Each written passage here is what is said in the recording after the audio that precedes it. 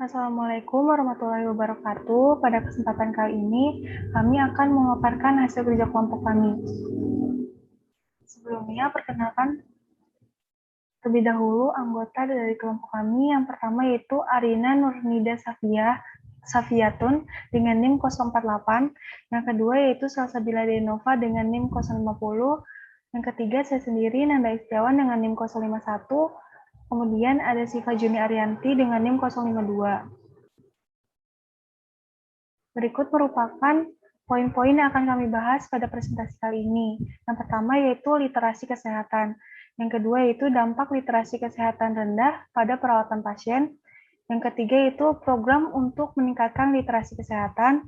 Yang keempat promosi kesehatan. Dan yang kelima yaitu peran apoteker.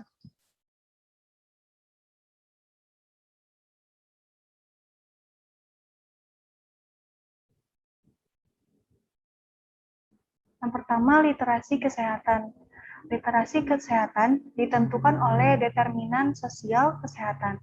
Menurut WHO, determinan sosial kesehatan adalah kondisi di mana orang dilahirkan, tumbuh, bekerja, hidup, menua, dan rangkaian kekuatan dalam sistem yang lebih luas yang membentuk kondisi kehidupan sehari-hari. Menurut WHO, literatur kesehatan sebagai keterampilan kognitif dan sosial yang menentukan motivasi dan kemampuan individu untuk mendapatkan akses, memahami, dan menggunakan informasi dengan cara mempromosikan dan memelihara kesehatan yang baik. Poin selanjutnya akan dijelaskan oleh teman saya. Selanjutnya, saya Salsabila Denova akan melanjutkan poin yang kedua, yaitu tentang dampak literasi kesehatan yang rendah pada perawatan pasien. Yang pertama yaitu dampak populasi resiko. Contohnya itu ada budaya. Budaya ini juga biasanya sangat mempengaruhi tingkat literasi kesehatan seseorang.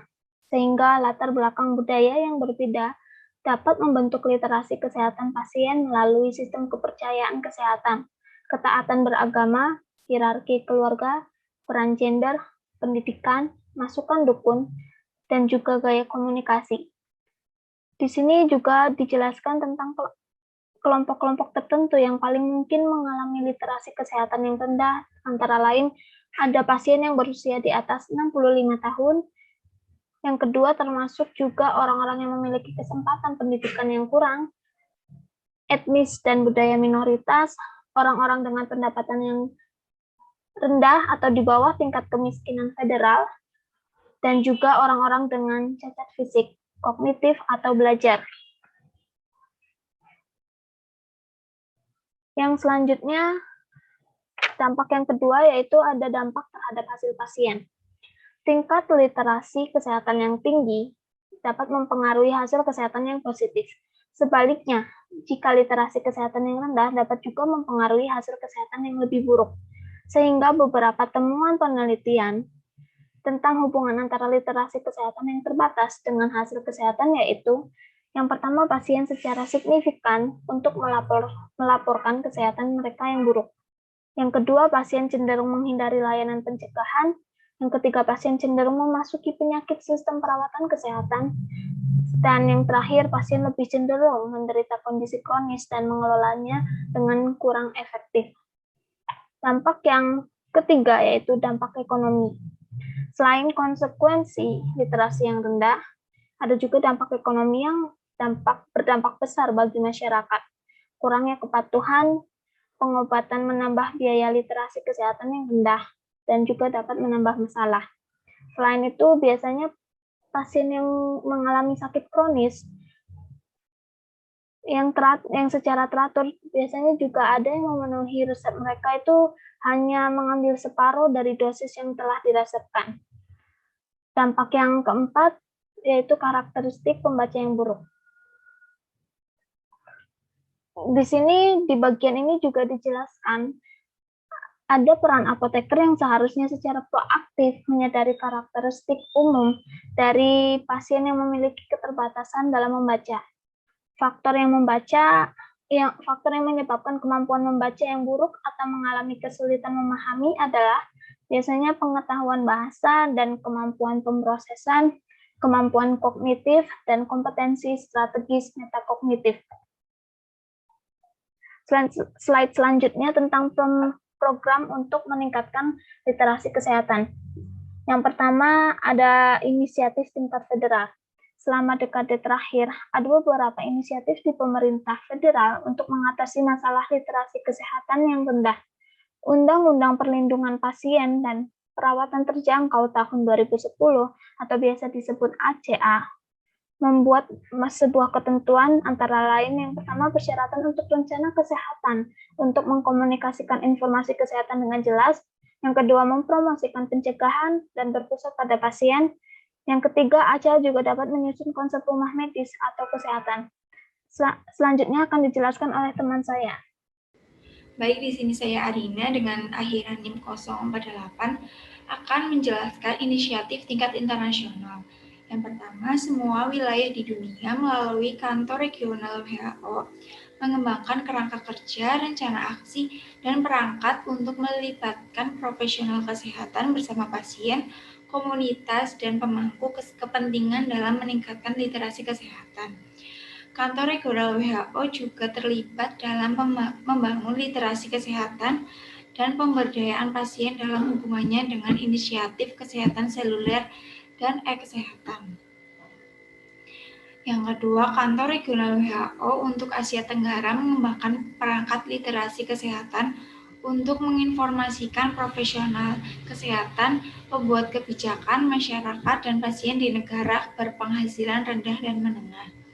Yang ketiga, International Pharmaceutical Federation atau FIP melalui yayasan memulai inisiatif untuk mempromosikan penggunaan piktogram untuk meningkatkan komunikasi tentang obat-obatan kepada pasien yang buta huruf dan lainnya. Yang selanjutnya, inisiatif lain, Yayasan Keselamatan Pasien Nasional mengembangkan program pendidikan pasien yang dirancang untuk membantu pasien dengan literasi kesehatan yang rendah. Selanjutnya, promosi kesehatan. Menurut WHO, promosi kesehatan adalah proses memungkinkan orang untuk meningkatkan kontrol atas dan untuk meningkatkan kesehatan mereka. WHO mengakui bahwa dalam mendidik populasi yang lebih sehat, strategi promosi kesehatan merupakan komponen penting dalam pencegahan penyakit dan intervensi klinis awal. Kegiatan promosi kesehatan di samping pengobatan dan intervensi biomedis sangat penting dalam mengatasi penyakit kronis dan menular dalam menghindari beban yang tidak perlu dan memfasilitasi pemulihan terutama di antara kelompok miskin dan terpinggirkan. Selanjutnya akan dijelaskan oleh teman saya. Terima kasih. Saya Siva Juniaryanti, NIM 052. Di sini saya akan melanjutkan penjelasan teman saya. Intervensi farmasi.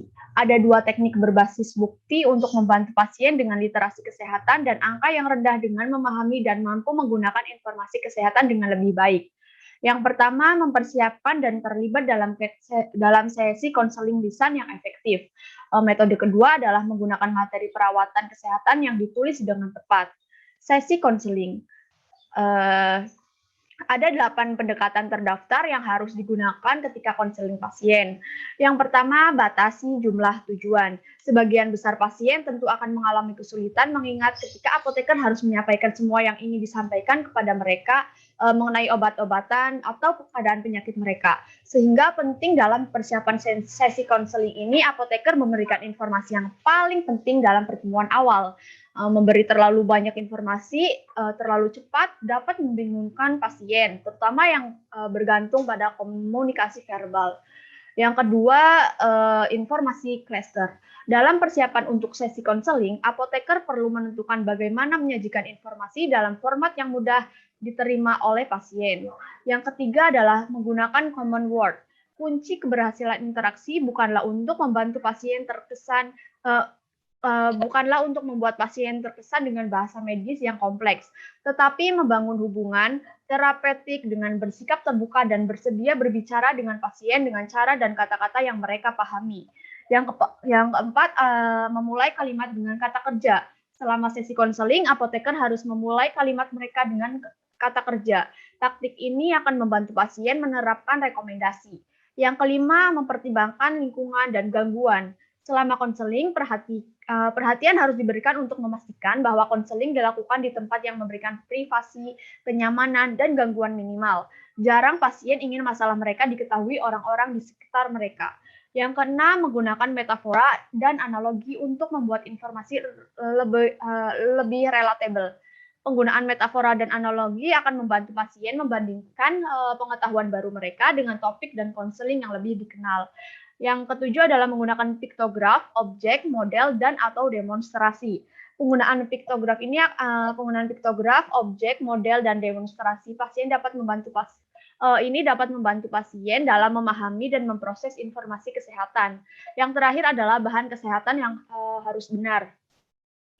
Untuk mengatasi jurang pemisah yang ada antara kebutuhan pasien dan literatur pelayanan kesehatan yang tersedia, ada beberapa teknik yang dapat digunakan oleh apoteker. Yang pertama adalah bahan tertulis harus mudah dibaca. Tidak boleh ada informasi yang berlebihan dan bahan tertulis harus menekankan prioritas tindakan yang diinginkan pasien.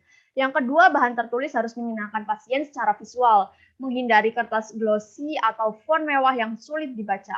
Yang ketiga, bahan tertulis harus menggunakan keterangan, piktogram, atau visual lain yang memiliki makna terkait dengan materi pelajaran daripada kartun atau foto yang mengganggu atau menghibur. Baik, mungkin cukup sekian dari kelompok kami. Kurang lebihnya mohon maaf. Wassalamualaikum warahmatullahi wabarakatuh.